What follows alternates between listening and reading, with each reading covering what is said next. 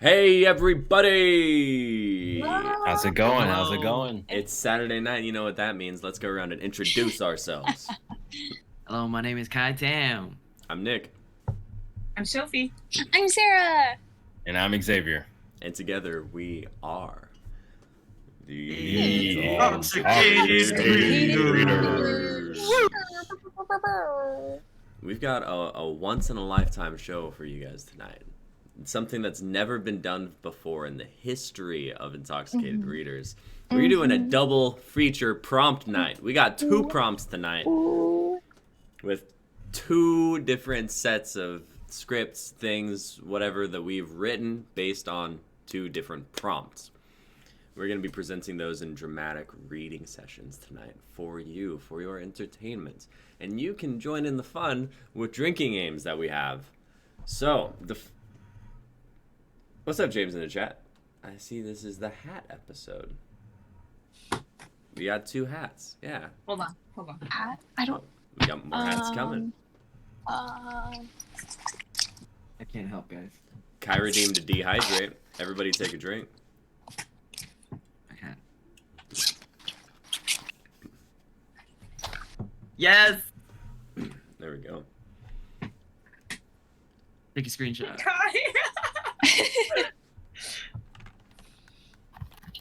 I feel like a building. A building. Our prompts this week, we've got 2 of them, okay? So check it. Last week, we deferred the show because we all had extenuating circumstances. And last week's prompt was inspirational monologues, like locker room, bottom of the 9th inning monologues. So we have got some pieces for that. And we've got some pieces for this week's prompt, which was what we're calling scientific theory white elephant. We gave each other not really anonymously, but we gave each other scientific theories or mathematical theories or like any kind of theory. Theories. Yeah. And we had to write prompts based on the theory that we got. So I'm very excited to see what we got for all of that. I'm not sure how I feel about the control I have over your wardrobe. James, we're for the people. To an extent. But he's not. He's a fucking dictator. So you gotta watch out. Just don't tell me to get naked. Stream. That's for our Patreon OnlyFans. content. We'll start delaying streams like a couple seconds so we can just blur them out. No. So I think we should just freaking hop into this because we've got some longer pieces tonight. And I don't want to be here all night. So as much as I love working with you guys, I don't want to go for a stream till like 9 p.m. We've got drinking rules as always, except tonight we've got 4 of them instead of 3 because it's a double feature. So our first drinking rule, as usual, is anytime we break character, mess up a line, fuck up the script, take a drink. The second rule is anytime Sarah's White Claw shows up on screen, take a drink. The third rule, which is unique to last week's prompt of the locker room monologues, is that anytime you feel a wave of inspiration take over your body, take a drink. And this week's prompt drinking rule is that we are all going to take guesses at what the scientific theory or concept of the piece, what scientific theory inspired the piece. And we're But going only if you're not the one that gave it, right? Yeah, only if you're not the one that gave it. Okay. Yep. And it's just going to be, if you get it, don't take a drink. If you don't get it, take a drink. Or, take a drink either way.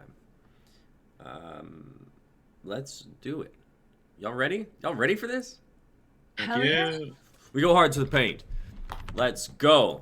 Up first is Mayan. Do you guys think we should announce which prompt it is beforehand? Because that's not like a secret.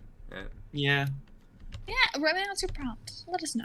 Okay, this script is called "I Don't Have an Ending," and it is a last minute, bottom of the ninth. You're down 2 points with a minute on the clock. Inspirational monologue.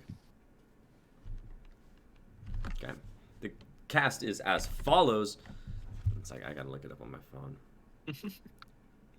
Do you want me to read it? Oh wait, hold on.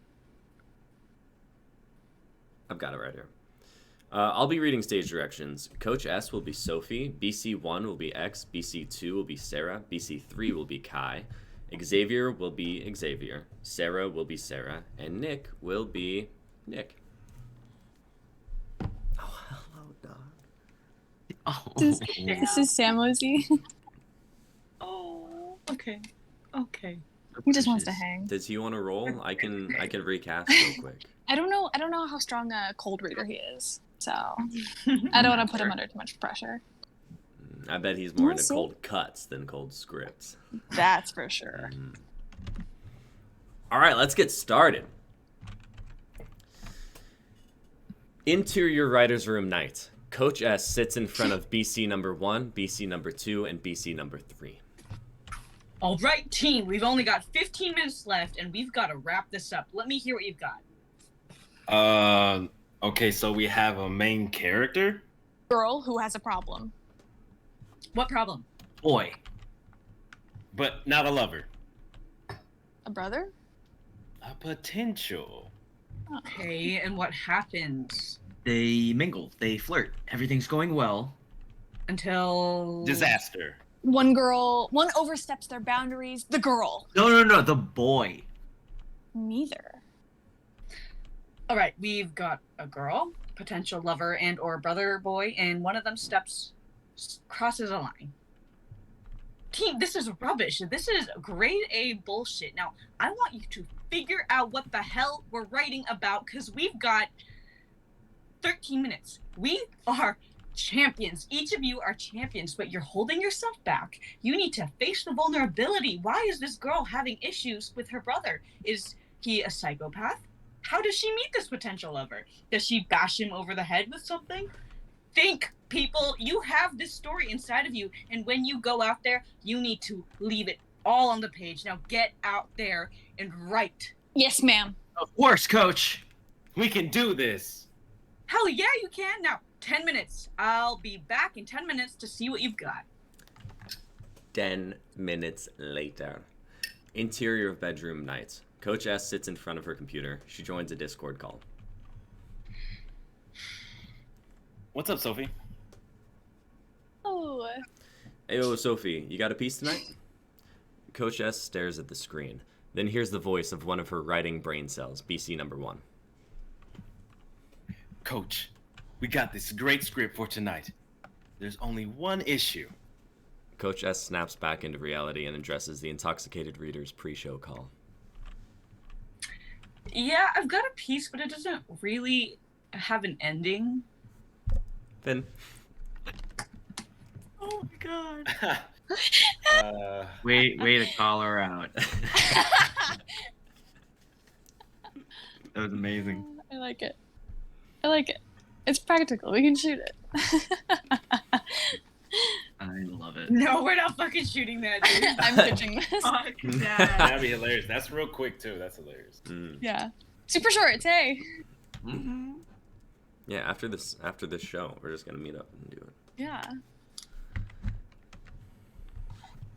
Thank you guys. You were all perfect for your likeness. I hope you felt inspired. It was touching, really. I like the turnaround of like, it's all in the head. Mm-hmm. It's crazy. I have 3 brain cells. Oh, Right. No. I was trying to figure out what BC stood for. I was like, basketball coach? I was like background. I was like background character. Yeah. Like, yeah, brain cell. That's smart. Yeah. Those are my 3 brain cells working. Sophie, you have so many more brain cells. That wasn't the joke of. That was only a small joke of this. They Yeah. were on their lunch break. That's all that was happening. Yeah. Right. The main three. You know? They gotta eat. Yeah. Let's keep going. Up next, Xavier Pace. Okay, my thing is messed up. So which one does it say? I've got Le Maitre. Le Maitre. Okay. How do you pronounce it? I don't know. It's French. Cool. I chose it for a specific reason, due to the this one is the scientific prompt. So if you guys want to take your guesses. Oh. Oh, did we guess before or after? This one, guess from before, because you're gonna know what it is. Okay. All right, team. Yeah, let's break this down. Does anybody know French? I took Spanish in high school. Same shit. Okay, I'll give you a hint. La Maitre means master. Stockholm syndrome. Wait, are we guessing right now? Yeah. Yeah, you Yeah. can, but no, that's not it. That's a good one though. Is it like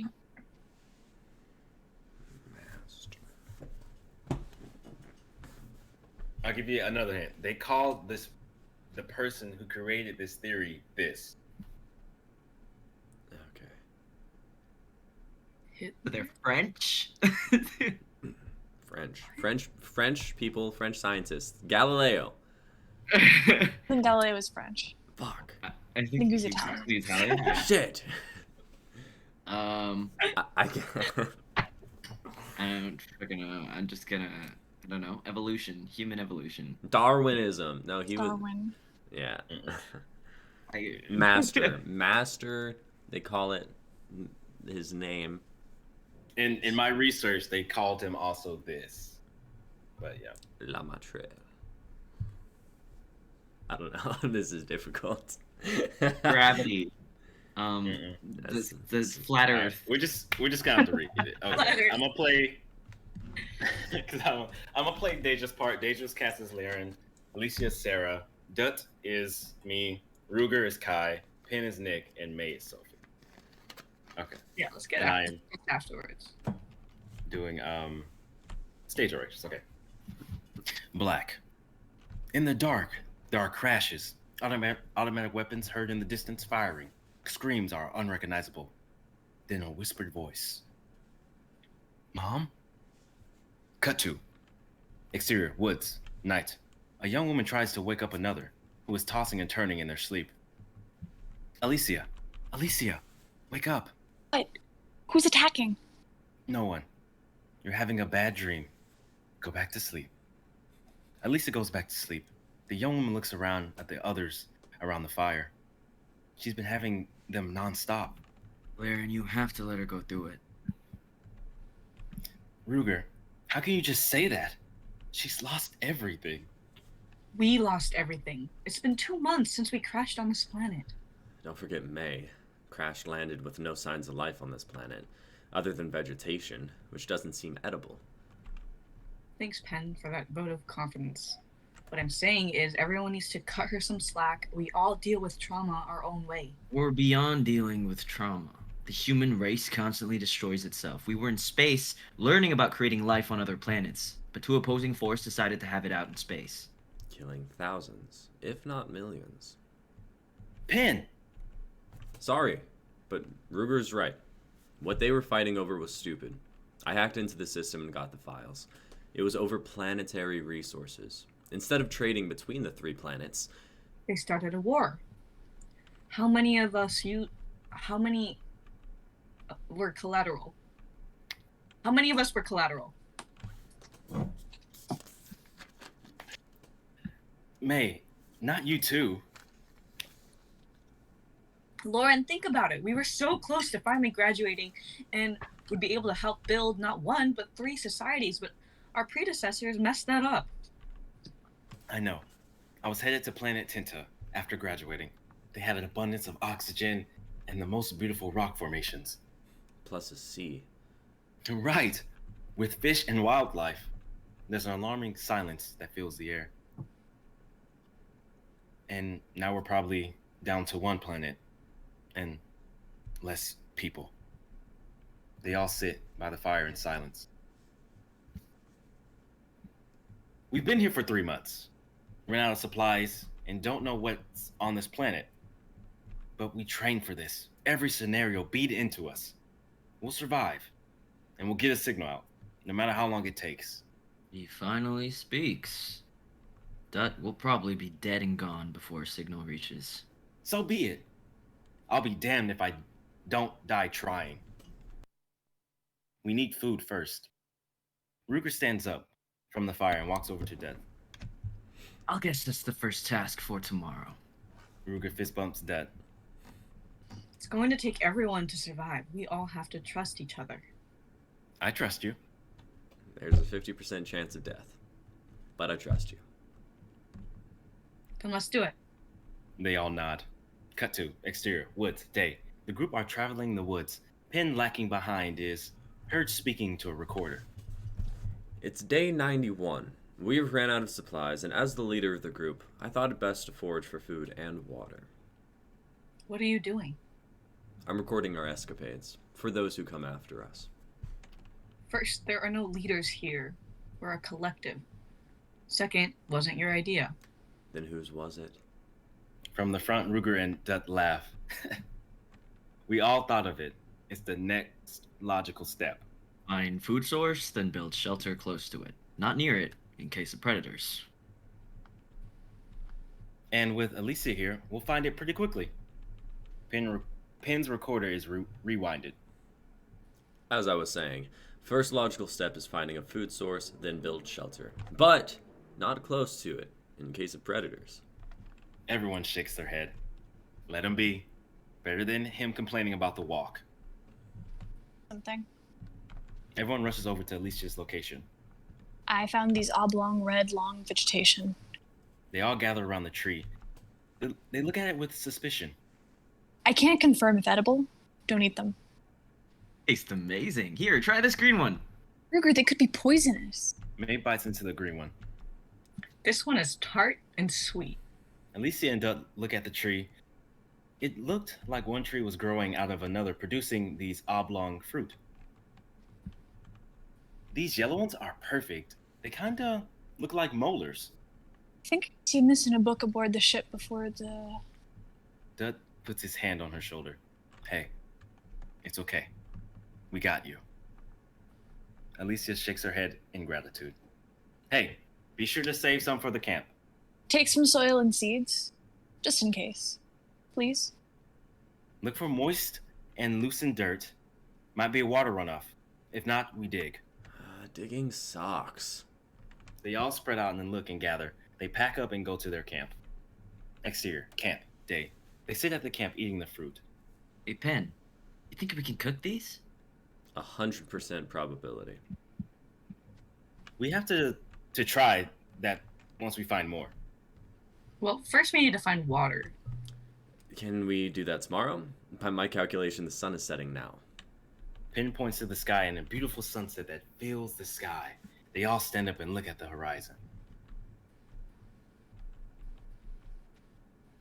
I'm gonna look for a pot or sheet of metal from the crash. Whatever works. We're cooking red oblongs. What? No, that name is terrible. They are red, yellow, and green molars. Name pending. Laren, that name is not any better. Everyone laughs, and Ruger runs off into the trees. May, what are you doing with that knife? What? It's mine. No, with the fruit. Oh, I'm taking off the skin so we can cook it. That looks amazing. Here, try some. May cuts into the fruit and puts a piece on her knife. Lisa takes it and pops the fruit into her mouth. This is amazing. We all have to try this. Or what? This! Alicia throws a piece of fruit to Ruger. He catches it out of the air with his mouth. Ooh, this is good. Yeah, I found a pot. Let's eat. Cut to exterior. Camp night. Everyone starts to pitch in, figuring out what to do with the fruit. Dut still looks at the horizon, almost as if he's studying it. Hey, Dut, are you just going to stand there or help? Dut's still looking at the horizon as the sun fades. Just put the fruit in the water when it boils. Make a sweet stew. Honestly, that doesn't sound that bad. Make sure to cut them into small pieces. Alicia comes back from foraging in the woods. What have you been up to, cadet? Alicia laughs. I was looking at these trees with the bark peeled away, and the stems inside smelled wonderful. Here. Alicia passes a long swirled stem. Is it edible? Yeah. Make sure to take the seeds out and the core of the fruit. So I started taking out the stems that were exposed. It was pretty hard, but I got them out. Then I separated the hard bark from the softer inside.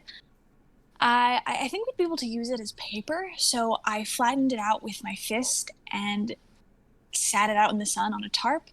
After I got a few done, the first couple curved in on itself, became like this swirl shape. Apples are done. So that's why I was gone for so long. Didn't realize it got dark, but I stashed them away and brought a few back. Ruger waving the stick in the air carelessly. This smells amazing.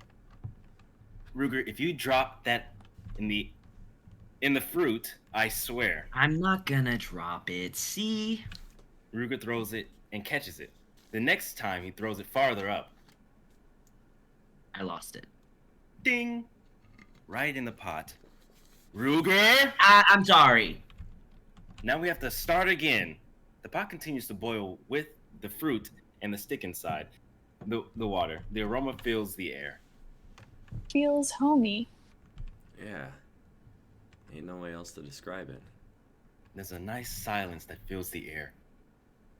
Like one of the times before. Oh, Lauren, I mashed the apples a bit. Lauren carameled them before. That's all right, May. It's looking delicious. Let it stew for a bit. I lost it behind that star. Must be our lucky star then. Everyone looks up at the stars in the sky, noticing a lot more stars than they are used to. Ow. Dut looks up, takes a book out of his pocket, and starts to run into the forest. Where are you going? Well, let's go after him. They chase after Dut in the woods. Then he stops atop of a hill, looking into the starry night sky. A tear drops from his face. Dad, I made it back. Everyone pauses as they approach the hill. I made it back to our ancestral home, Earth. No way. That's not possible. It could be. No, Earth was destroyed. That's what they taught us, so we wouldn't look and dream about our old home. So we wouldn't make those same mistakes as our predecessors. What war? Seems like that's their ongoing theme. Even so, the coordinates put in by... Pin looks at Alicia. Well, they were put in to go to Plain Zelisa. So there's no way we are here, billions, if not trillions of light years away. Dut looks at his book again. Hubble. What? Of course! Hubble's law on the expanding cosmos.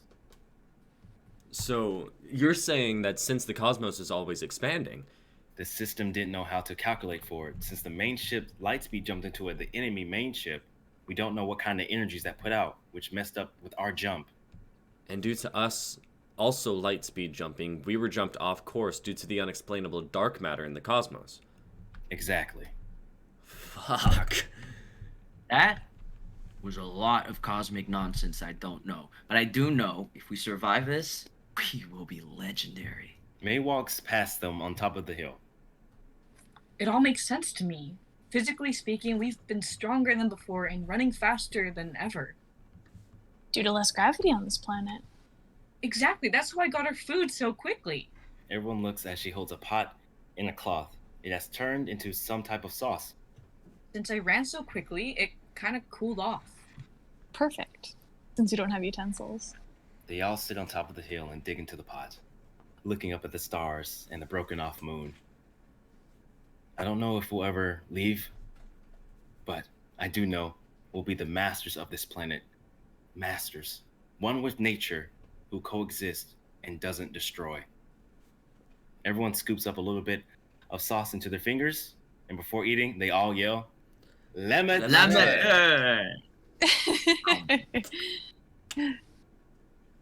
Damn. That was cool. Yeah. Wow.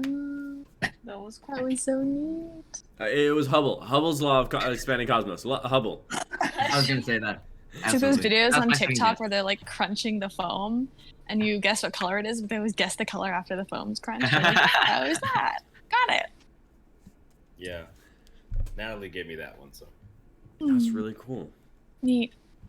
yeah, I had to do Expanding- research. I was like, but yeah, they called him Lemaitre because he was the master of the cosmos. Aw. Ooh. Hubble. Hubble was French. That was also my Hubble. question. Like Michael Bublé. Bublé. So yeah, I is- tried to make it. Oh, go ahead. I was just gonna ask, is the Hubble telescope's probably named after him? Yeah. Yeah. Yes. I tried to make it like they crashed on an unknown planet. So I was like, if I ever shoot this, we could just shoot this in the woods and have some apples laying around because they don't know what they're doing on this planet. They know what they're doing, they just don't Yeah. know. That's why I said like red oblong fruit because Mhm. apples are oblong shaped. They're not really circular or anything. And they look like molars if you think about it. Yeah. Oblong. When Yeah, you that said, description threw me. I was like, Oblong. I thought of apples when you said it, dude. Yeah. I hate that because like my mind was just probably typing and I put apples in it. It's like the apples. I was like, no, don't say that. Hmm. But yeah. Oh. And then they made applesauce without knowing because I had to look up how to harvest cinnamon sticks as well. And that's Sarah, what you described is how you do it. Love that. Damn. Ooh. Good at you. That's cool. So they made applesauce. That's awesome. Huh. Excellent piece. yeah. It was really I neat. watched a lot of Dr. Stone. Nice. All right. Well, up next, that's Kai Tam. Hello. Okay. This is the scientific theory one, and we'll guess it after, because it's like I've never heard of this before. I don't know if anyone else will have heard of this before. Yes. Thank you, Sophie. Okay. Let me read out the cast list. This is Luvar's episode 6. Everyone will be playing themselves. Nick will also be playing Dr. Drayan. Sophie will also be playing Nat / Keela. X will also be playing Christian. Sarah will also be playing Deja, and I will be playing Guao. All right. Luvar's episode 6. Everyone ready? Yeah. Interior Luvar's, Drayan's clinic, back hallway, night. Xavier and Sophie are led by Dr. Drayan through a dark hallway at the back of the clinic. It's narrow, so Drayan has to hunch and struggle to get through. Where are you taking us? Somewhere you won't be spotted. And why are you helping us? Drayan looks at them over his shoulder, his one yellow reptilian eye gleaming in the dark. Because usually the one who's being hunted is the one who needs the most help. No? They stop in front of a thick, reinforced steel door. Drayan turns the center wheel to unlock the mechanism before pushing the door open. Cold air whips past their bodies. X and Sophie recognize an unpleasant but familiar scent. Fish? I wish. They walk in and come upon a platform above a large ring filled with wired fenced pens. In the pens, Xavier and Sophie see skinny white-skinned creatures tripping about, frothing at the mouth. Oh my god. Exterior Luvara City, Upper District, night. Sarah and Natalie, now white-skinned, long-eared with one elongated pupil, parade through the streets with a group of 5 other Serpentors. While the other Serpentors are much larger than the 2 women leading up front, you can tell that it's they who call the shots. Sarah, now known as Aya, looks around at the crowds of people watching them, whispering to themselves. Natalie, now known as Keela, focuses her gaze forward. Interior Luvaris, abandoned Serpentor warehouse, night. Drayan looks down at the creatures in pity. They're called Serpentars. They act as Theos' honor guard. Or at least the intact ones are. These are the ones who didn't make the cut. Now they're left here to rot and waste away their days like mindless vegetables. Drayan starts leading them down the stairs. We're not going to them, right? Oh, no. There's a way out back. No one will see you leave. No one even knows this place exists. Wait. Are you taking care of these things? Drayan nods. Exterior Luvaris City, Upper District night. Sarah and Natalie stop in front of a neon sign that says Drayan's Clinic.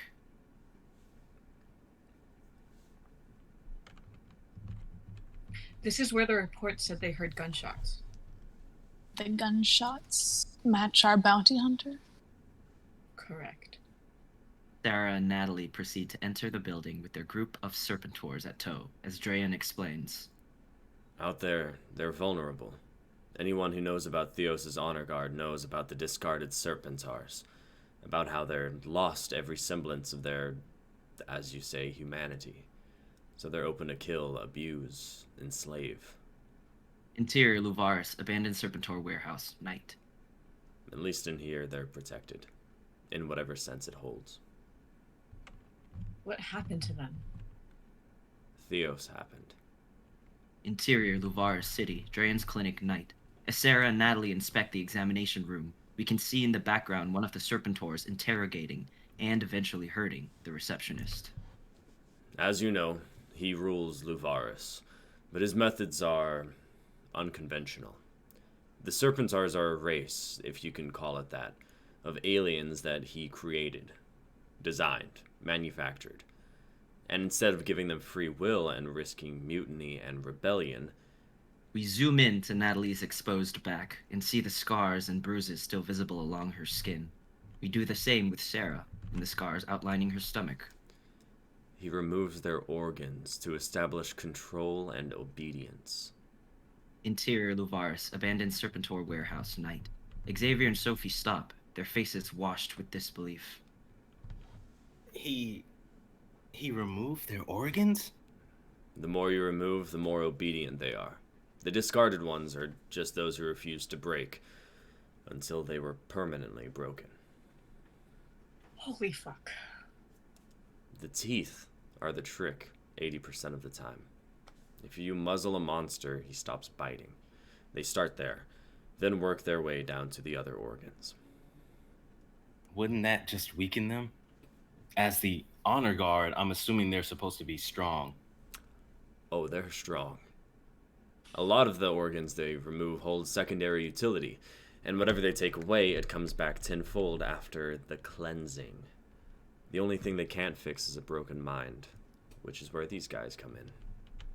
They finally make it to the back door, which is half their body size, small and inconspicuous, tucked away in the corner. I'm sorry I can't help more. Unfortunately, as a Daragani, I don't hold much social or political power. Are you kidding? You basically just saved our lives. We really appreciate it. Now the next step is staying alive. There's a place I know that perhaps you can find shelter in for the time being. It's in the outskirts of Luvaris, a couple days' trek, but if you make it, you'll be able to hide out from Theos and his honor guard. Seek a woman named Zesta. She'll be able to help. How do we get to the outskirts? Here, use this.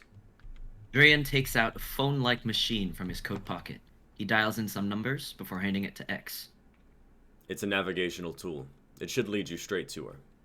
The clang and crash of struggle echoes through the warehouse. Drayan looks back at the large door they came out of 5 steps above and sighs. Looks like I have some cleaning up to do. How's the wound?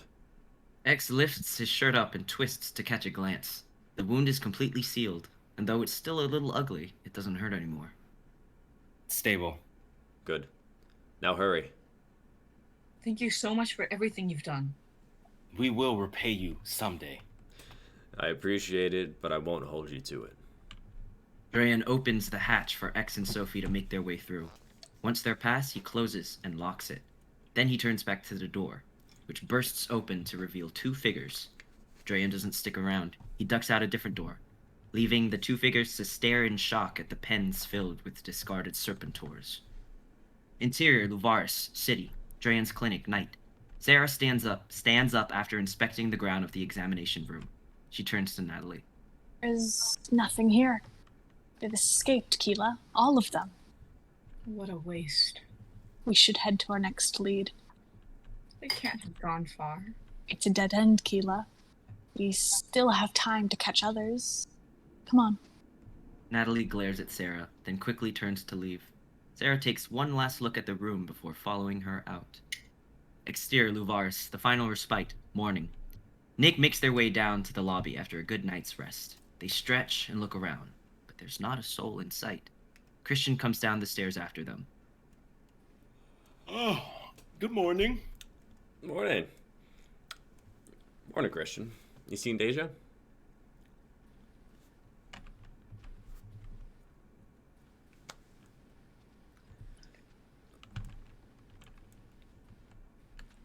Here. Whoa. Deja makes Okay. Deja makes her way down behind Christian. She smiles, though her eyes are tired and she's clearly distracted. Great. I guess we should head out and try to find the others, huh? It's a big city. It's gonna be tough. But not impossible. Anyone seen the guy in charge of the motel? He's probably in the back. Gotcha. Just wanted to see if he had any helpful tips as to how to get around here. It would suck if we just ended up going in circles all day. Nick is cut short by the sound of screams and shouts. The three of them look at the front door, which shakes slightly from whatever force is outside. And then, Guang emerges from the back room, his face pale with terror. They found you. Who's found us? I am so sorry. I thought my wards would have kept them from finding out, but... Talking about. And then the door swings open, revealing Sarah, Natalie, and their group of Serpentors. Nick, Christian, and Deja stare at them in disbelief. Sarah? Nat? No, something's off. Yeah. They look a little different. You were right, Aya. We caught them just in time. Grab them. The Serpentors step forward, and immediately Nick, Christian, and Deja step back. Oh, fuck. Blackout. Oh, fuck. 3. Caught! Dude. Great read! Thank you, guys. Wow.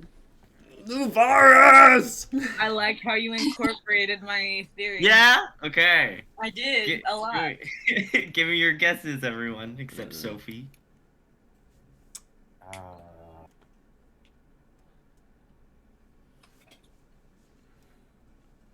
Does it have something to do with... Oh, sorry. Go ahead, Oh actually. no, I just I'm saying because I don't know it either. I'm just saying it does have to do with something like subjugation, like the mind, something. I'm thinking. Let me think. Let me ruminate.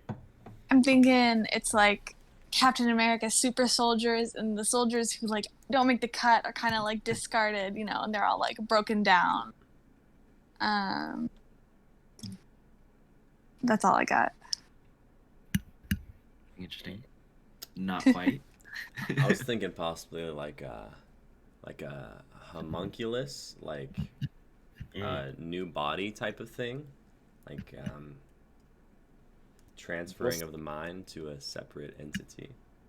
Well, see, they were already that though. That was a race, Serpentars. It's just that he broke them because like he basically, the person, whatever, basically used the good things about how they are against them, like taking out their organs, and then I'm guessing like they're snakes, so they shed and their organs come back stronger, and that's just an assumption.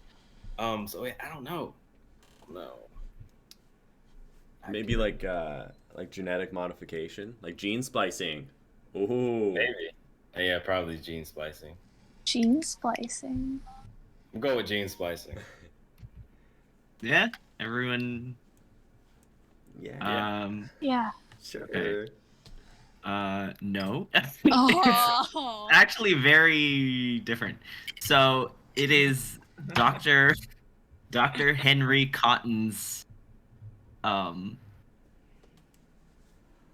scientific theory where in order to cure mental diseases, he pulls out their teeth. And if that doesn't work, he takes out their organs. Oh, that theory is flawed. That's a so flawed theory. That's not terrible. It's not. That's a flawed theory. It's so fucked up. The crazy thing is though, like, he had like 600 patients Oh yeah, most Like definitely. over the what course time? of years. What This time is, did he start doing this? Because that yeah, sounds this like is- some old medicine type. For sure. This was, I don't know, in the 1930s. Yeah, that makes sense. Because that's what is it called when they put a needle into your eye and like Lobotomy. yeah they did that. Mhm. So Man.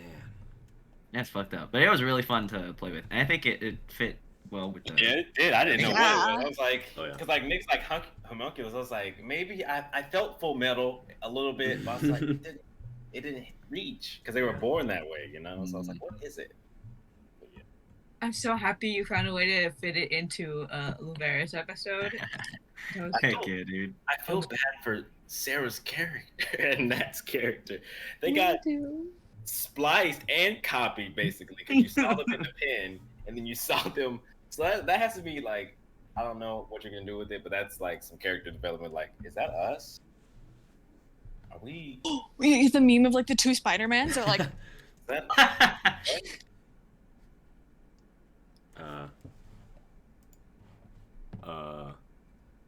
Hey, stream. Just one sec. Discord just crashed. Come back to us, Nick. Hello? Hello. What's up? Hey. I don't know. Discord just reset for some reason. That was Oh, cool. no. it's the government. We're talking about some real stuff. Yeah. Cut the Right. stream. Cut the stream. Shut him down. The Yeah, what were you saying, Serpent's Kai? breakthrough. I hope not, because then we're in Luveris and I'm like a different creature. So that'd be weird. The time. Thanks for the great read, guys. Hell yeah. thanks for the great script, Kai. Okay. I just wonder if Sarah and Nat get changed back. I don't know how I'm coming back from this. I mean, And I feel sorry because you guys went through a lot of mental trauma as it said in the script, and I'm sorry for you. I only got shot in the back a couple times. Oh yeah. There'll be like a therapy episode where we get yes. Sarah, I'm just letting you know that if we were in this position in reality, Uh-huh. I'd mercy Yeah. kill you. Thank you. Oh man, that's rough. That's because like, if she, I don't know, that's rough because you just have to rewire the brain basically, which could work. It's just we have to like. Yeah, but then you gotta deal with the organs that I'm missing. You know? No. Secondary utility. Then you said secondary utility, and they come back after that. Because like, there's Yeah. something that happens where your organs come back. 100% because there's like, yeah, okay, I get it. I'm picking Yeah. it up. We're good. Okay. Oh, okay. damn. I'll hold off of it before. I do Okay, it. thank you. Yeah. So Figure out if you can Bring me be back saved. before Yeah. kill me. If we bring you back like Sarah, remember who you are, and Nat, remember who you are, and you guys turn and you lead us to the main guy, and we kill him, and we rule, Yeah. Luveris. Well, be careful because now you're writing Kai's story for him. No. Fan theories. I got the idea. Late. Dirty. Fan theories, just fan theories. That's all it is. I like I'm on that. Reddit. I'm on Reddit just. r/intoxicated readers. Still doesn't exist. One day. Yeah. I'm manifesting. Hell yeah. Yes. Yes. Manifest harder. This is Emma. Emma is in the light now. Oh, Hello, Em. Precious. Are you gonna She's poop on stinky. stream for us? Oh God, no. God, don't say that. She's in the But we'll go viral though. That'd be honest. Like we'll go viral. Gosh. So cute. All right, guys, we got 2 scripts left, so let's keep this ball rolling. Up Which one's next the next one? is Im Atom. It's my second piece. Cool. Aww. This is my scientific theory piece, and we'll wait until afterwards to guess. The cast is as follows. Let me look it up real quick. Your stage directions. Yeah. Kai is Dr. Hom. I am Avi. Iris is Sarah. Gail is Sophie, and you're also Stu. Thank Nick. you, X. Wait, who's also Stu? Nick. I am. Okay. All right. Interior lab day. Dr. Holmes stands in the lab. He's an older man, weary with age and long nights spent laboring in his laboratory. He's stiff, forthright, and proud. His assistant and student, Ovi, enters. Ovi is young and scrappy, an eager scientist looking to make his name known in his field. Dr. Holm pulls his hands out of large sleeves connected to the inside of a clear containment chamber set in the center of the room. Inside the chamber is a small vial of golden liquid and a small rectangular block of pure lead. Obi, the atom is becoming agitated. We've allowed too much oxygen into the containment case tonight. We'll resume in the morning. Grab your things and initiate lockdown. Wrapping early tonight, Doc? What do you got, a hot date? A rested mind is a ready mind. Prepare well, and you will be ready for anything that comes. Take note. Sure, Doc. Whatever you say. Have you got your things? Yes. All right. Iris? Recognition ID confirmed. Ovi Roman. Awaiting prompt. Initiate overnight lockdown. Initiate overnight lockdown. Code? Lockdown code Calypso. Initiating lockdown. Please exit the laboratory. Total containment initiates in 60 seconds. Thank you, Iris. Local recognition ID confirmed. Dr. Ham E. Remus. Of course, Doctor. Doc, I told you. It's creepy when you talk to the computer like that. Kindness goes a long way, Ovi. Take note. Sure. Ovi and Dr. Holm exit. 30 seconds. Please exit. 20 seconds. 10 seconds. Ovi enters again, quickly and stealthily. Iris, cancel lockdown. Override code? 5 seconds. Override. Atlas. Override code Atlas. Accepted. Lockdown initiation sequence cancelled. Welcome back, Ovi Roman. Turn off security cameras. Override the code Thea. Turn off alarm systems. Override code Soteria. Security cameras disabled. Alarm system disabled. Ovi, why are you here alone? Disable logic AI. Codename Libertas. Logic AI disabled. Ovi moves to the door. He opens it, looks out, and waves someone in. Gail and Stu enter. Gail is a younger woman in her 20s.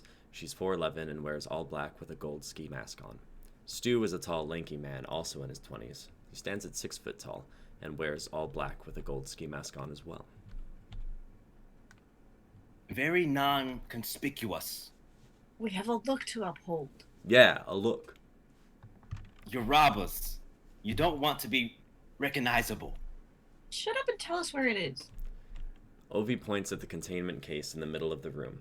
The vial of golden liquid still sits inside, but the lead block has now taken on a golden color in the dim light. There. You bring the containment case. Stu produces a large tube from his pocket.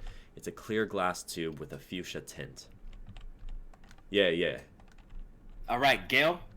Stay on lookout. Stu, make sure you transfer the organism quickly. Iris, Awaiting code. unlock containment case 7R. Code Janice.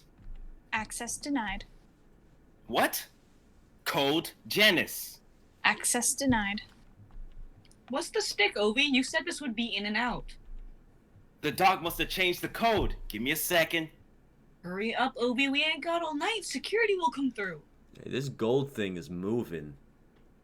Everyone shut up! Iris, override access code. Name Zeus. Access denied. Son of a bitch! The old man changed everything. So you're saying it's a wash?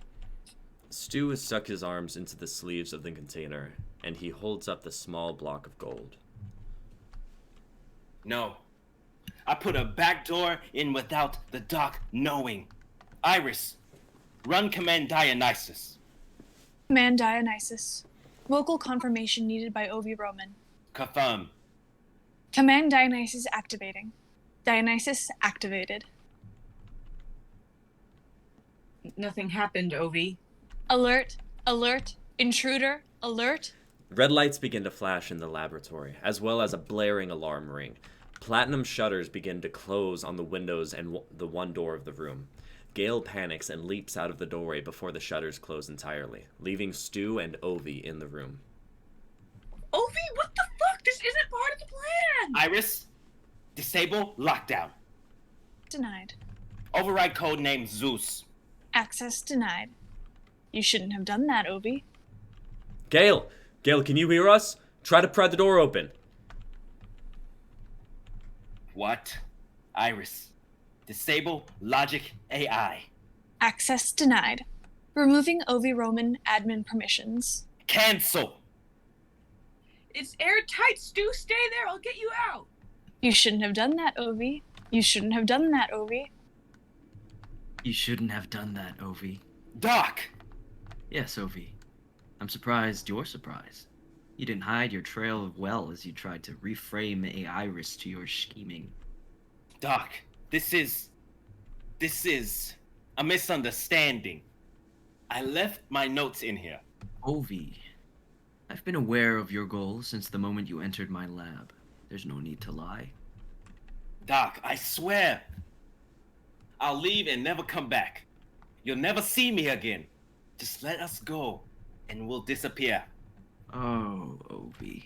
You haven't been taking very many notes if you think I'd let my assistant go without making good use of them. In fact, you and your friend will be a major test for the M atom. What's he saying, Ovi? Doc, you can't do this. I'm sorry. I'm sorry. Let us go. I'll swear I'll keep my mouth shut, Doc. You try to steal my life's work, 50 years of research, and now you beg for forgiveness? No, Ovi. You'll be my assistant for one more final trial. Iris, command line Phaeltis. Initiating Phyllades. Containment unit Z7R opening. The container holding the vial of golden liquid and the block of gold slowly opens. Oxygen levels in laboratory 7 increasing 20%, 25%, 30%. Doc, you can't do this. You know what's going to happen? Science is observation. Take note, Ovi. Your sacrifice will lead us one step closer to the true answers. Transmutationum. It has begun. Ovi turns to look at the open container, realization dawning on his face of what is happening. The vial of gold liquid has spilled out onto the floor of the container. The liquid moves on its own accord, an oozing sludge of golden ichor that drags itself across the case and towards the edge of the table. As it moves, the metal table it slides across slowly turns from a silver metallic to a rich gold color, spreading out like a virus. In a matter of moments, the entire table is solid gold. Stu, quickly, catch it with the containment tube. Stu breaks from the spell of watching the table turn to gold. He lifts the fuchsia tube in his hand and steadily approaches the golden ooze as it squirms off the table and lands on the floor. The floor below it quickly changes color, the cement turning to gold and spreading outward from the initial touch. Stu steadies his arm and slams the fuchsia tube down onto the floor over the ooze, like a spider trapped under a cup. Close it, quickly. Don't have to tell me twice. Stu twists the tube and closes the edge, trapping the golden ooze inside. It squirms and moves until it becomes stagnant in the container. Ovi turns to look at the security camera. What now, Doc? Gotta leave us in here till we run out of air? Even you wouldn't go so low as outright murder us. You will be your own downfall, my assistant. You should have taken more notes. Ovi, I feel cold. Ovi turns and sees Stu standing still, his flesh turning to gold as a wave stemming from the solid gold tube in his hand. As Stu's chest and throat convert, a raspy breath of air is squeezed out. Stu's eyes beg for mercy as they transform into solid metal, leaving nothing but a statue with Stu's likeness standing in the center of the room. From the statue's feet, the gold spreads further, slowly consuming the entire room and all it touches. The spread pushes Ovi to a corner of the room, where he climbs onto a counter and watches it creep ever so closer to him. Doc! Doc! Please, Doc. You can't do this. This is murder. This isn't even science. This is evil. Don't do this. Iris, activate code Thoth. Activating code Thoth. You are recording, Doctor. Thank you, Iris. Log number 7. Live test subject 7 and 8. The M atom has shown to grow exponentially under 2 factors: increased external stimulation of its habitat and increased direct contact with oxygen molecules. A scream is forced out of Obi, and the gold spreads up his leg to his abdomen, then begins to convert his lungs to solid gold. It continues up his chest until his scream is cut short by his esophagus converting to metal. Then his face, a solid gold statue with a likeness of Obi, sits on the golden counter of the golden room. The M atom rate of spreading has doubled with an additional 15% increase in oxygen in the environment. Platinum still shows no signs of change.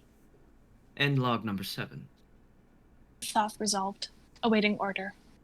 Iris, bring oxygen levels of Lab 7 to 2%. Prepare hazmat suits for Crew 2Y. Prepare Containment Lab 8 for transfer of M atom. Understood, Doc. The human referred to as Gale has been apprehended by Crew 2Y. Requesting direction. Place her in Holding Bay Odyssey. Prepare subjects for Test 8. Confirmed. End. Doc, you're a murderer. You're a murderer. Crazy, Doc. you God. Oh my god. Scientists are all cuckoo. Oh my god. Cuckoo. I was just a young boy from New York. We're gonna love it. That was lit. That was cool. it was really cool. I don't know. The needle thing that turns you into gold. That's my From guess. Sleeping Beauty? Rumpelstiltskin? Rumpelstiltskin. That part. There's a theory about turning things. Wait, is this? It's transmutation. Yeah, it's transmutation. You said it. I was just like, wait, it is because like it's turning something into gold. But you know, that would actually. I mean, it makes sense because the thing actually turns organic or anything it touches into, so it would be an equal balance. Huh. The law of transmutation. Full metal. Crazy. Mm-hmm. That's it. The alchemy thing of turning lead to gold, which I discovered isn't like it exists. Yeah, but it's fool's gold, right? No, scientists have been able to, like, on the molecular level, change molecules into other elements. Like nuclear fission or some shit like that. So basically you're saying we're going to have, like, Full Metal Alchemist. Yeah, possibly. We're gonna have another biological warfare. Oh. Yeah, we're all just going to start learning signs and transmutations. Homunculus are going to be a real thing based off the 7 deadly sins. It's going to be great. Mm-hmm. Yeah, and I took a lot of inspiration from the King Midas tale. That's why everything is Greek. Midas touch. Yeah. That's cool. Thank you guys for the great read. It was really cool. I love the choices. I just because like he's like, Doc, what you got? A hot date? I was like, Midas. That's the only thing I know. And then he was a scientist, so I tried to make him like sound smart. You know, I'm smart, a little bit. But yeah. Awesome. We're on to our final piece of the night, guys. Oh, dang. The double features coming to a close. Okay, so this is me. Okay. Mm. Wow. The ending. Okay, great. This is Ouroboros Connect. The lives I've lived. Okay, here we go. It's by me. Okay, Carry On will be Sarah. Liam is me. Chester is Kai. Nora is Sophie. I'm also called Zayn. That's played by me. Magnus is Nick. Lester is Kai. Lynn is Sarah. T-Lyn is Sophie. Drowsa is Sophie. And Nort, the dragon, is Nick. Okay. Also, I made this, like, had this whole thing about, had this, like, what was it? I was listening to no royalty, like, music, epic music, just in case. But, like, so that's where it says music start, because I started with the music. So each chapter is, like, a part of that section of music. Okay. But yeah, besides the point. Okay. Chapter 1. Darkness. You hear the drums rumble. A voice calls out to you. Hey, get up. We have to move. You wake up with a blast of fire around you and quickly realize that it's magic. A dragon flies over. We are at war. If you want to survive, farm boy, when I say move, you move. Liam, a boy who wanted to be a dragon knight with his friends, but quickly war broke out between the kingdoms. Where are my friends? Driving, just like you. Let's move. Carry on, a dragon knight. She's the youngest of the dragon knights, a future leader. She wields dual axes that complement her stature and agility. Carry on rips through the army of undead made by the Pegasus Kingdom. Liam grabs his sword and feels a rush of adrenaline course through his veins. Or is it something else? I can do this! Liam erupts with chaotic energy ripping through the horde of the undead. It's my turn. Carry on begins to chant and grasp of her necklace. May the blood of the dragon within me burn those who intend harm on my siege. Awaken breath. Carry-on's eyes become purple, and she breathes purple flames on the undead, clearing the way for the rest of the knights to take charge of Pegasus Castle. Carry on. You better keep up. Tell me. I wasn't the one who knocked out early. You're right. But I finally found my power. A black Pegasus flies overhead. Quickly, a spark of light flashes, knocking back everyone except Liam and Carry On. Is there no way to find peace between our kingdoms? Didn't start this Chester of the Pegasus Kingdom. We all made choices we regret for Arleon. Right. But some worse than others. Liam and Chester draw their weapons. Carry On, go. I'll handle this. Liam says with a smile. Carry On leaves for the castle. Liam, you have never beaten me before. Well, I feel today history will change. Let's go. Chester brandishes his black saber as Liam readies his sword. Everyone listen. This battle isn't just because the fickle hearts of men. So, from this day forward, I swear my bloodline that I will change history for the better. And for its creatures. This is for our future. Liam and Chester clash swords, and both screaming as they approach each other again and again. Ah! Flash of light. Chapter 2, Reawakening. Enter. Smells. Day. A young man walks into the table where there are two others sitting. He sits down and begins eating. Oh, no, you don't. Did you think the person who made this food? Thanks, Nora. The best hobbit to ever live? Yes, but no. Len made the breakfast for us all. Thank you, Lynn. It's delicious. Lynn blushes and quietly drinks her drink. Nora, I had the dream of our ancestors. Someone called Liam. The power he willed alone stopped the war. Do not say such things in public. The stories in between the lines must stay there. Do you understand? Everyone at the table nods. Everyone gets up and gets ready for art school. Hey, Zine, can you watch out for Tylin? She stopped speaking again, but before that, she said darkness is coming for us all. Beyond the kingdoms. Yeah, always. She must be having dreams, too. I wonder why Lynn never got them.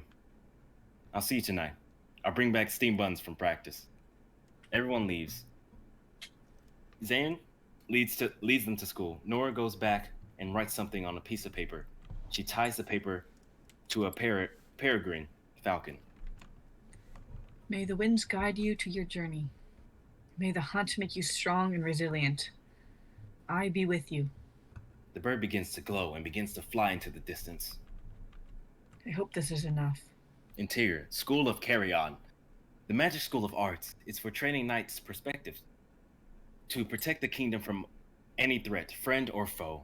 Named after Carry On, the one who stopped the war.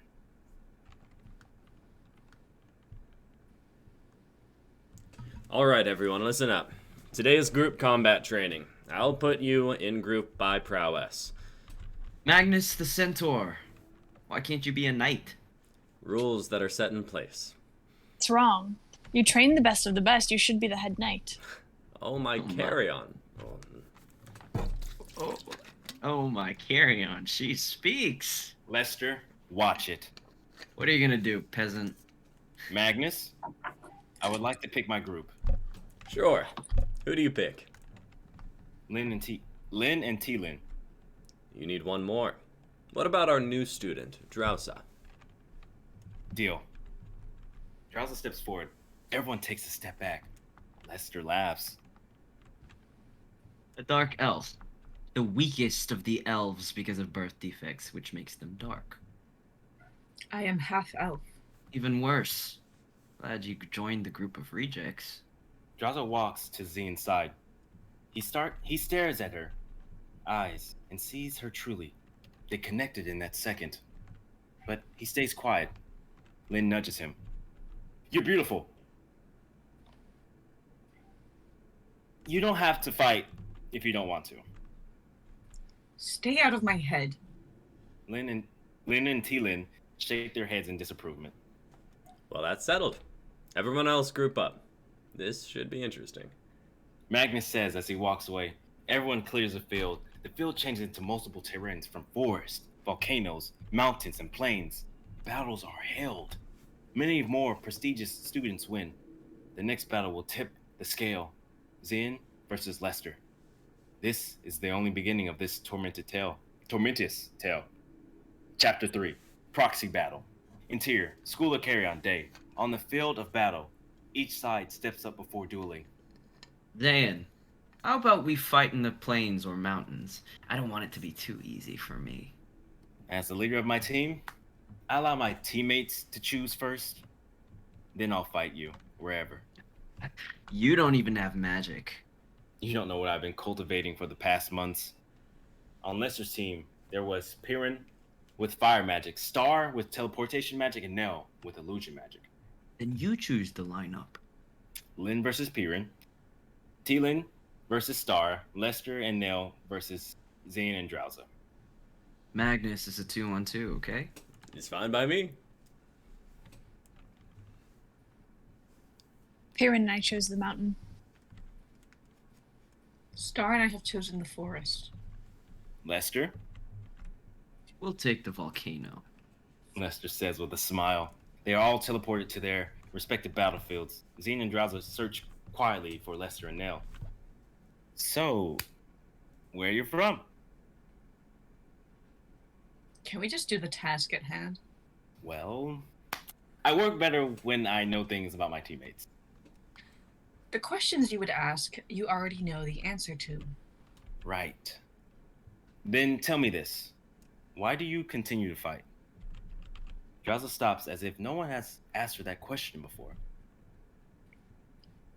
I fight to prove everyone has a choice. Just because we are born into something doesn't mean we have to become that. The banging of a shield is heard. I am finally gonna put you in your place, Zayn. Stop hiding and face me. Lester, you're still no good at strategy. What would your dad say? Yeah, at least mine didn't vanish. Chapter 4. And so it begins. Lester approaches banging on his shield, the soot of the volcano covering him. Do you feel that? Yeah, the volcano's heat is slowing us down and draining us. But he looks unaffected. He uses shield magic, which means any type of attack can double his strength. They call him the Bladed Shield due to his agility. So he gets a boost from Not herself. Exactly. Then puts his hand to the rock. We need to run. Now. They begin to run, but Lester is in front of them now. Only one is real. Do you trust me? No! Good answer. When the molten lava erupts, jump in where you see it not moving. What? The molten lava on their path erupts. Drowza jumps into the pit. Lester attacks Zane, blocking the lava with his shield, smashing Zane into the rock. You thought you could get away. Drowza comes out of Lester's shadow and kicks him along the path, grabbing onto Zane and jumping into the lava again. They slide down the volcano into a cave. We're out of his reach, plus the heat doesn't reach here. Dark magic, shadow control. That's amazing. My magic didn't scare you. Of course not. Come on. Let's see where this cave leads. Zane gets up and wipes blood off his chin. He reaches down to help Drowza up. Interior, the caves. Drowza and Zane walk down the caves. How did you know the lava thing? I figured Nell would block all air vents and pockets to keep us in one spot. But I could also feel something wasn't right. I understand. That's how I feel about the shadows. Don't you find this weird? That the further we go, the less we feel the heat? Something is draining the heat magic in the air. The most of the magic is at the core. Wait, there's a light. Let's go. Zane hears a rumbling of the drums. He grasps his chest in pain, and Drowser runs toward the light. Wait! Zane follows behind. Drowser walks up too. It's a hatching dragon egg. I thought these went extinct. They say if you touch one, once it happens, you're its master forever. No. That's after all the carnage it causes before getting their bearings. We need to warn everyone. The egg begins to hatch. It's too late. Chapter 5. Birth of a Dragon. Interior. Caves. The dragon pokes his head out of the crystal shell. The roar is heard throughout the town, maybe even the kingdom. Due to it being just born, it cannot control its powers or see. Dragons are protectors and benevolent creatures. Zane and Drowser run back onto the path, trying to warn Lester and Nell. Nell believes them, but Lester...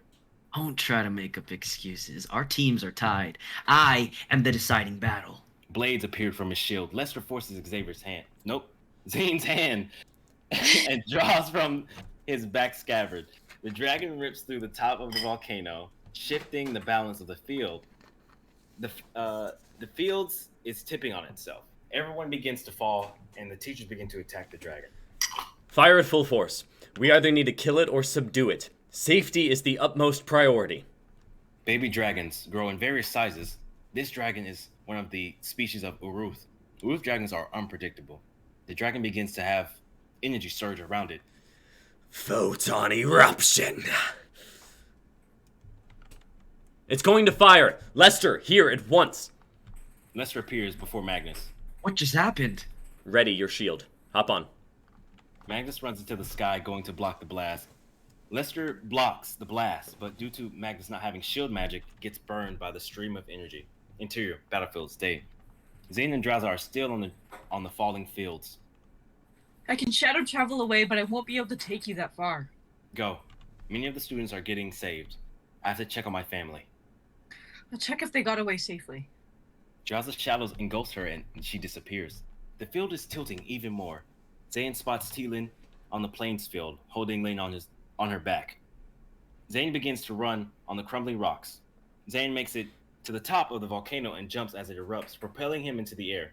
Teelin! Teelin notices and whips out her chain scythe, wrapping around Zane. He begins falling on the debris to make it to the field. He lands and rolls near them. What happened? Knocked out. Finding cover. You think you can make it? I have to make it. We're family. I think I know a way to take care of the dragon. Are you sure? I have to. It's the only way. Lynn beginning to wake up, she grabs Zane's hand. It's not worth it. You'll be changed, especially for these people who criticize us for where we come from. Lynn. I have to. It's a part of our duty.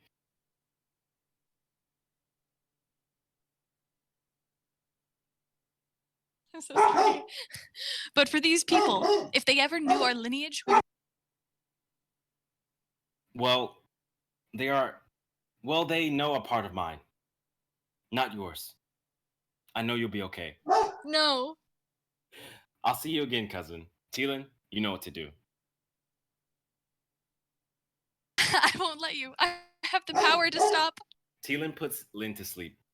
Teelin and Zin nod, and they run off in different directions. Chapter 6, Dragonborn. Interior, destroyed field day. Due to the ash and destruction, the day looks a lot like night. Nothing is visible other than the dragon emitting prismatic energy. Many are tending to the wounded. Magnus points to the sky as he's being healed. I am Nort, the dragon. I have awakened because a darkness is coming, and with it, the truth shall come to the light. A blast of energy hits Nort. You are the darkness. Look at what you've done. Do you blame Mother Earth, Mother Nature, for causing an earthquake? I think not. Dragons are extinct and should stay that way. Being with no morals, I, Lester, the descendant of the great Chester, shall make you fall. Descendant of Pegasus, I shall kill you for all your insolence. All of you are blind to the knowledge in front of you, the obvious omittance to the history. Other kingdoms know, but you have for surely forgotten. Wake up to the truth. If you do so, we can come together and fight this darkness. Another blast hits Nort. Do that, I'll have to take you down. Lester, the bladed shield, the dragon hunter, has a good sound to it. Damn fool. Nort positions it in an upright sky. In the upright position of the sky, a ball of energy forms in its claw, shoots it at Lester at incredible speed. Photon splitter! It explodes on impact. I thought dragons were supposed to be benevolent. Maybe some, but I have vengeance in my soul. I don't need your help. You don't, but your magic wouldn't have blocked it fully, nearly killing you. Nor will I let anyone kill the dragon. And how did you block it barehanded? Lester, you need to leave. Lester looks at Zane's eye, and it scares him. You're... Yes. Now leave. You'll be in my way. Lester leaves with his guard up. He uses shield magic to protect others. So, what do we have here? A descendants of Carrion, and... Enough. I came here to stake my claim as your duo. I am the king of dragons. You think you are worthy? Not now, but I can be. Shall we have a test of our wills? You intrigue me. I accept your challenge. Chapter 7, Battle of Wills, Interior, Battlefields Day. I think my power will destroy everything here. There's a reflective barrier. You can use your full strength. Excellent. Shall we begin? This is a test of will. Is a test of Test will. of will. Whoever wins shall be the duo leader. The crowd whispers and at what is said. I am Zane. Many of you know me and know my family, but I am Dragonborn. I declare my cousins are not of the same lineage as I. I will now be pronounced as Zane the Photon. How dare you take that power without even winning? Because I will. The look in Zane's eyes alarmed Nort. I will unleash my power. Awaken. The veins in Zane's left side of the body become like molten lava coursing through his veins. With each heartbeat, the left side becomes more dragon-like. His left eye, already dragon-like, now matches his left side, as he has a dragon's claw as a hand. Shall we end this farce? Whenever you're ready. Nort swoops down, sending a devastating wind ripping up the earth, sending it flying towards Zane. He dodges them effortlessly. Photon eraser! It won't work. Nort sends a blast of energy from his mouth. Zane catches it, the blast, absorbing the energy. The scales on Zane's body begin to glow purple. I shall finish the incantation. May the blood of the dragon within me. Lynn screams at Zane from the distance.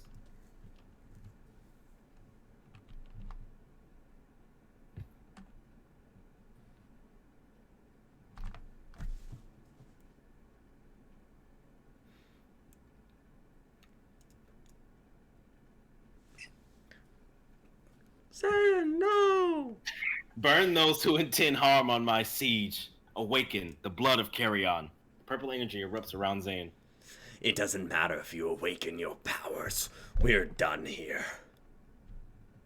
Everyone begins to float in midair. What looks like a galaxy forming above Nort. The galaxy implodes on itself and becomes a ball of chaotic energy. Then fires it at Zane, who is still holding onto the ground. I accept you as the king of dragons, but I am... Zane mouths the words to Nort that shocks him. Zane backflips over the ball while grabbing onto the energy and hitting Nort with it. Zane absorbs the rest of the energy. Now, I will be your duo. I accept. This concludes our battle. We shall both fight against the darkness as one soul united. Nort becomes smaller and becomes covered in light. As the light disappears, it shows his human form, a tan man with spiky gray hair. In turn, his scales fall off Zane, and he turns back to his original state. Only remnant of the dragonborn power is a crack under his left eye that looks like peeling scale. I didn't know you could turn into a different form. The Uruth dragons are primordial. We can take many forms, but our state is a dragon. What's your next move? Because we have incoming. I can handle it. Chapter 8. Leaving Resolution. Interior, Battlefield's day. As the smoke clears, everyone witnesses the transformation. They slowly approach. Even though they were saved, they are scared to approach the hill where Zane stands with Nort. Lynn and T-Lin rush to the top of the hill.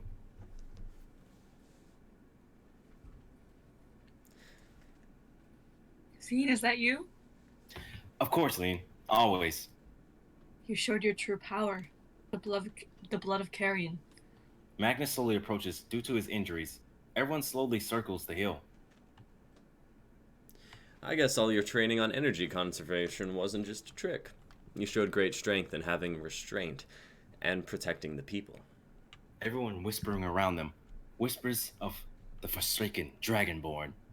Dragonborn with their pets will bring calamity. The crowd whispers in agreement. Zane speaks to all. I mean you no harm. The dragon has been subdued. You all know me. I am Zane from the meadow. Lies. You are a dragonborn who claims to be the blood of Carrion, my ancestor. She was untarnished. Who is to say she didn't have two lineages? The crowd is confused. Don't let this dragonborn confuse you. We all know the stories of Carrion and Chester of the Pegasus Kingdom. Great kingdom where peace has reigned for centuries. The only darkness I see is this wolf in sheep's clothing. The crowd goes angry and begins to shout. We are Pegasus. We don't need a dragonborn. We have dealt with your kind and still came out victorious. Am I right? The crowd cheers in agreement.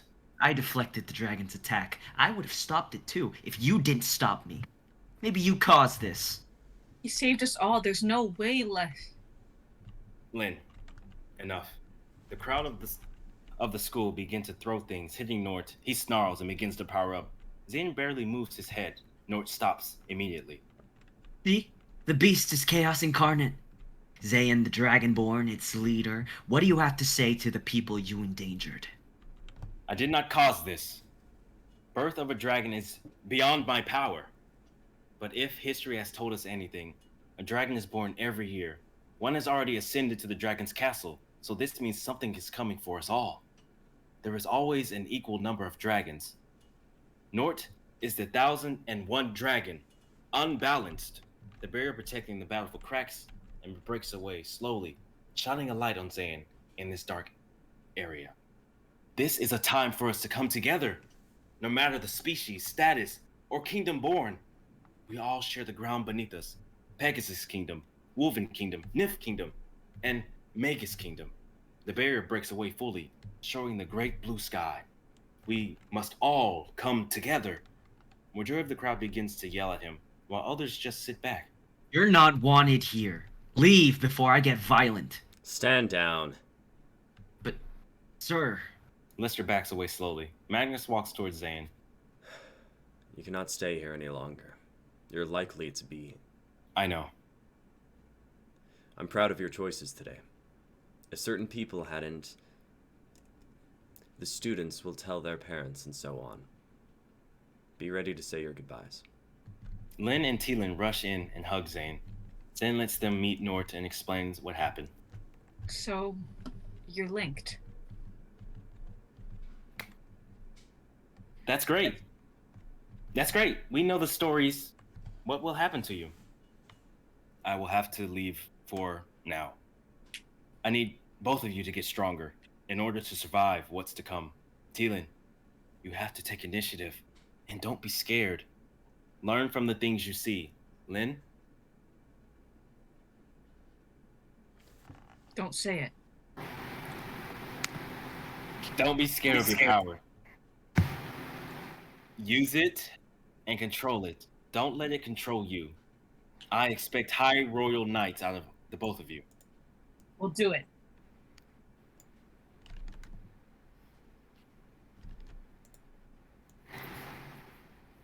Yeah, and we'll be the highest knights in the Pegasus Kingdom. Good. Only then can you change things. Are you ready? Yes. Magnus speaks to the crowd. I, Magnus, the principal and chair on the council, hereby grant you the title of Graduate Knight for subduing the dragon. As a member of the council, I hereby banish you from this kingdom for being dragonborn and speculation of events today. Magnus begins to chant. A sword appears. The graduate sword. When the graduate knight is chosen, a magical sword appears. Each year's graduate knight goes on to achieve great things, which is why all the kingdoms send their heirs and knights, trainees, to the school of Carrion. The graduate sword. Legend says it grows with the holder. Each graduate sword unique from the last, never the same. Hold the sword and let your soul take form.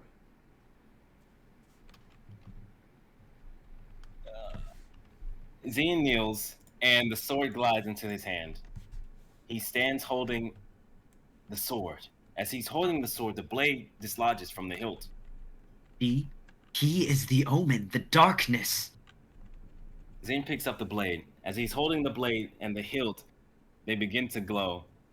The color is solid gray, illuminating through the kingdom. The sword takes on two shapes. The sword in his left hand is in the shape of a knight's sword. It is made of black steel with purple lining. In his right hand is a long matte gray blade with red-black lining. Magnus yells to the crowd, astonished at what they witnessed. A gray soul on the blades, coming of balance. Now, you must uphold your banishment. Give your swords a name. Names are powerful. I will. Nort, if you would. The sword thing is the best thing I've seen all day. I hate this kingdom. Let's go. Zane and Nort begin to float into the sky. Head to the dragon's castle. I don't think I'll be welcome there.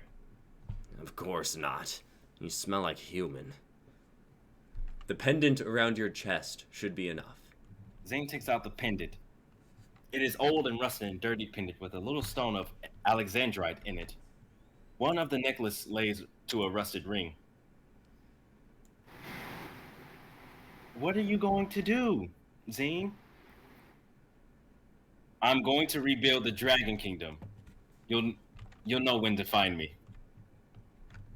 Zane and Nort climb higher into the sky. As he climbs higher, everyone can see him in the kingdom, even an onlooker from the castle. People of Pegasus Kingdom, call upon the Council of Kings. Revealing our past will save our future. Find the truth in the stories told. Darkness shall come. Lester yells from the ground, though he cannot be heard. Yeah, you better run. I hope you didn't break any treaties. Lester looks at Zane's neck and sees something familiar. Zane giving his last word vanishes into the sky. Magnus, that sword was supposed to be mine. You did not see what I saw. The sword had already made its choice long ago. You'll be hearing from my father. I bet I will. Run along, boy. Everyone else return home and rest. I will see you after a meeting with the Pegasus Council. Everyone begins to leave the battlefield. Lynn and T-Lynn, what do you plan to do? Well, since Cian is a graduate knight, the Council of Pegasus will take no actions against us. And if ever caught, serve him in fair trial off title alone. We'll do what he asked of us. And what's that? Get stronger. We'll become one of the High Royal Knights until he is ready for us. Magnus nods his head in approval. Let's go, T-Lynn. Lynn and T-Lynn walk off. Magnus yells to them. If that's the case, I and one other will train you. You'll come with me tomorrow to the council and meet your other trainer. Meet me at the crossroads. Lynn turns back with determination set ablaze in her eyes. We'll be there. End. Yeah. Thank you guys for the great read. Mm. Excuse me. Thank you for the script. Yeah, that was an Yeah. epic. The beginning of a long and wonderful fantasy tale. Oh yeah. Yeah. There's Yeah. so much world building in just fucking 28 pages, dude. That's amazing. Mm-hmm. Yeah, I was like, hopefully it's not too much, because like I know I said at the beginning, I was like, where can I go from this? Because like each section has like a inspirational thing, like Liam's part and then Carry On's part, or like even Lester, where he's talking like he's just the reverse of like he's getting people riled up for the wrong reasons. So I just try to, Mm. But yeah, Heck yeah. thank you for Sarah for coming in and finishing it. I appreciate it. Chef's I'm kiss. so sorry. My phone What? was like, I'm not gonna have it. And I was like, usually if you pop it on the charger fast enough, like it'll come back, but it's still dead. And I was like, does Discord have a like browser edition? And they do, so I made it back. Heck yeah.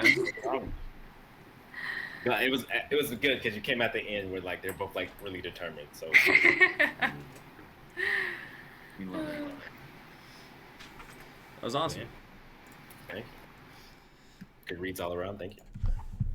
Yeah, that's our show tonight, guys. That was our double feature. Heck yeah. Mm-hmm. A lot of fun. Yeah. Let's wrap this up. It's been an hour and a half show. That's a little longer than our usual one. So, let's extroduce ourselves. I'm Kai Tam, and I have been a crazy psycho doctor who turns people to gold. In the name of science. I'm Nick, and I've been 2 different dragon creatures this stream. That's true. I'm Sophie, and I have apple-shaped teeth. I'm Sarah, and I have been a single brain cell. I'm Xavier, and I've been turned to gold.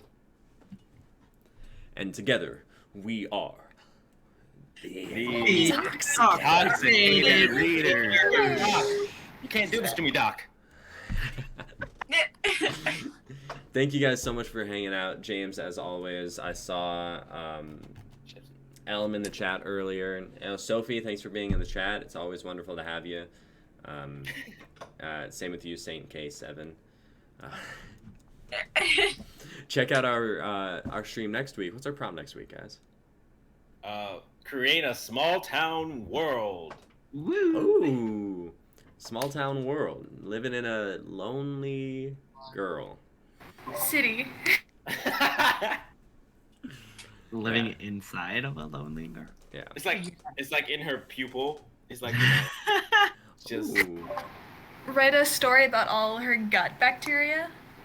Yeah, like Osmosis Jones. osmosis. We should have a prompt. Put it in the chat. Put it in there. Put it in the prompt suggestions. Osmosis Jones.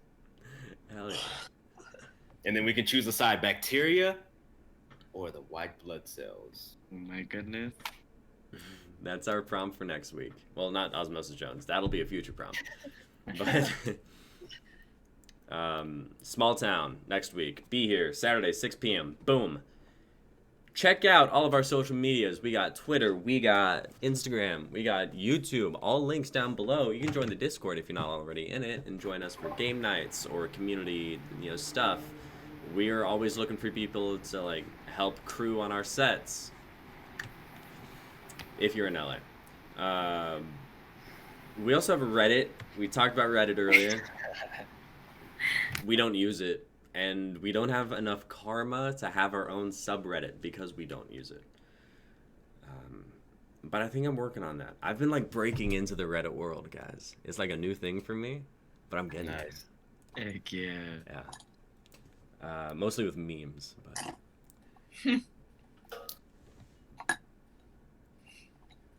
have a wonderful rest of your weekend. Thank you guys. Yeah. I think that's it. Ciao. Yeah. Bye.